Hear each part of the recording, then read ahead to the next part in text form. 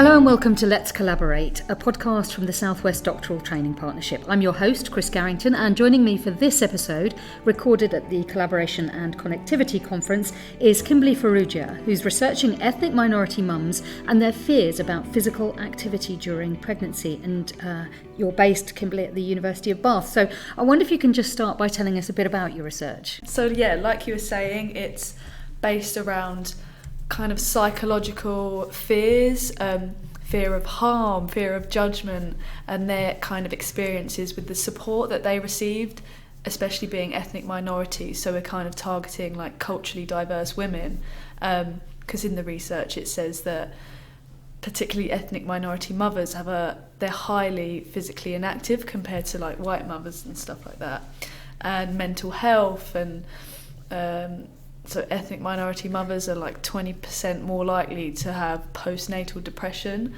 compared to non-ethnic minority mothers.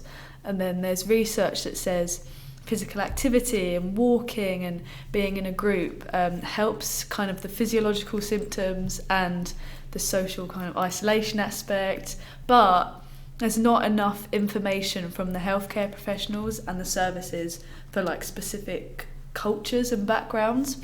Because each culture is different, and I think the health services need to do more to kind of accommodate for all these different cultures and the different dose response, as it's called, for physical activity, because mothers in all different cultures have kind of different processes in pregnancy, and so that's the gist of it. Oh, it's really important work. Thanks for sharing that, Kimberley. And I wonder if you can tell us a bit about how you're going about doing that then. Are you talking directly with mums from an ethnic minority background? What are you doing? Yeah, so it's kind of a participatory like approach. So we're the collaboration aspect, so we're going to be finding mothers, and we're collaborating with a few national and regional partners and groups. So one's called Dope Black Mums, a kind of regional group that helps black mums and like the services and information for physical activity.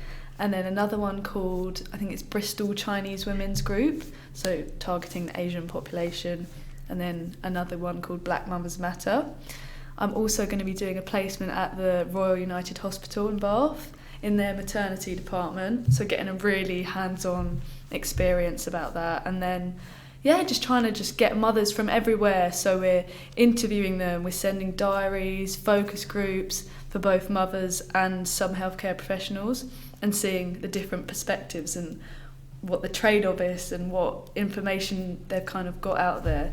So the end goal is to kind of run a knowledge exchange event, so that what the mother's views are and what the healthcare professionals' views are, and seeing where the kind of lack of information lies. You've sort of alluded to this a little bit already, but what new insights you think that your PhD will provide? It's at the early stage at the moment, but obviously talking to all of these people, gathering all of this data, what you're hoping for ultimately will be somehow that you'll get some insights that will benefit those mums, right? And make life better for them. Yeah. Is that the general aim? And tell us about that. So the main aim is obviously to help the mothers, give them more tailored information and more support around what they can do, and that it won't harm themselves or their child, or just showing them the support that they can get.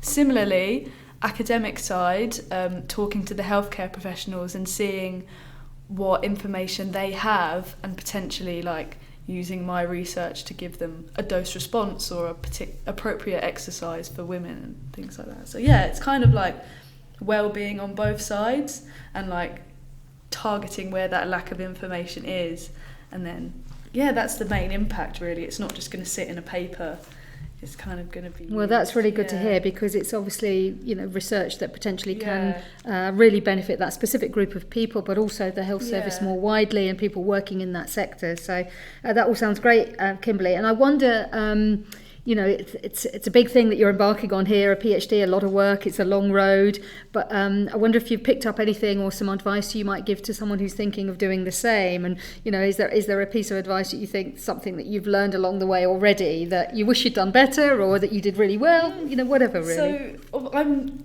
at the master's stage, so I'm still thinking about the PhD, but I've enrolled on basically a 4-year course, so I know what I've got to do. But I think my end goal is kind of going into academia and lecturing, that sort of thing. So if that's what you want to do, and if you've got something that you're passionate about or research that will actually help, then go for it. I think it's just a really good opportunity to kind of get a niche, and it's good to go into academia if you have some sort of research niche. Absolutely. Kimberley, that's really good advice. So thanks for listening to this episode of Let's Collaborate from the Southwest Doctoral Training Partnership. Don't forget to subscribe wherever you listen to your podcasts to access earlier and new episodes.